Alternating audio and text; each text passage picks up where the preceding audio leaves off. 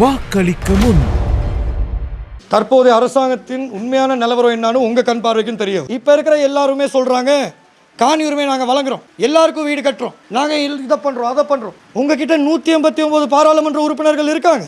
நீங்கள் நினச்சா ஒரு பாராளுமன்ற அமர்விலே நம்ம பிரச்சனைகள் எல்லாத்துக்கும் ஒரு தீர்வு எடுத்து கொடுக்க முடியும். காணி உரிமை, கல்வி உரிமை, சுகாதாரம், இந்த மூணையும் நம்ம சரியான முறையில் தீர்வு எடுத்து கொடுத்தா மற்ற எல்லா துறைகளிலையும் மாற்றம் கட்டாயம் வரும். வாக்களிக்க முன்.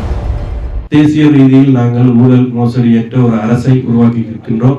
ஆனால் கடந்த காலங்களில் உங்களுக்கு தெரிந்திருக்கும், இந்த சபைகளை ஆட்சி செய்தவர்கள் பல மோசமான செயற்பாடுகளை ஏற்பட்டதன் காரணமாக மக்கள் தான் அந்த அசௌகரியங்களையும் அந்த தாக்கத்தை அனுபவித்துக் கொண்டிருந்தார்கள். நிதிகளை வீணடிப்புகள் மேற்கொள்ளப்பட்டிருந்தது. நாங்கள் அதை ஆட்சி வைக்க வேண்டுமாக இருந்தால் நிச்சயமாக ஒரு நீதி நேர்மையான ஒரு அரசியல் கட்டமைப்பை ஊடாகத்தான் நாங்கள் அதை வழிநடத்த முடியும்.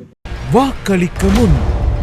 நாங்கள் தமிழர்களாக இருக்க வேண்டும் என்றால் வடக்கு கிழக்கு தமிழ் பிரதேசங்களில் இருக்கின்ற உள்ளூராட்சி மன்றங்கள் தமிழரசு கட்சியினுடைய தலைமைத்துவத்தில் இருக்க வேண்டும். மாகாண சபை தமிழர்களுடைய ஆட்சிக்கு உட்பட்டதாக இருக்க வேண்டும். அதை இரண்டையும் நாங்கள் விட்டு கொடுத்தோம் என்றால் தமிழர்களாக நாங்கள் வாழ முடியாது. வாக்களிக்க முன். இந்த புதிய தேர்தல் முறையில நாங்க மிக கவனமாக இருக்கிறோம். போன முறையும் தெரிந்தானே திருவிழா சூட்டலாம். ஏன்னா இந்த சிஸ்டம் அப்படி, இந்த எலெக்ஷன்ல இந்த தேசிய மக்கள் சக்திக்கு படுதோல்வியோ அது ஒன்று. உச்சகட்டத்தில் அனைத்து வட்டாரங்களையும் ஏறாவூர் நகர சபையில் முஸ்லிம் காங்கிரஸ் வெல்லுகிற நிலைமையை நாங்கள் பார்க்கிறோம். அதை விட உச்சகட்டமாக இந்த அனைத்து வட்டாரங்களையும் எங்களுக்கு அட்டாள சிறையில், பாலமுனையில், ஒழுவிலில் இந்த மக்கள் வென்று தர வேண்டும். வாக்களிக்க முன்.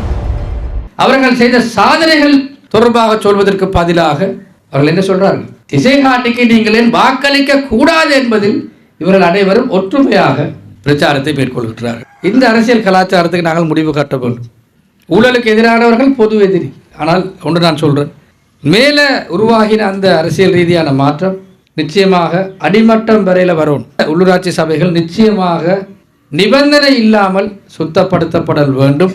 அதற்கான ஒட்டுமொத்த தலைமையினையும் அதற்கான ஒட்டுமொத்த ஆதரவினையும் தேசிய மக்கள் சக்தி வழங்க தயாராக இருக்கின்றது.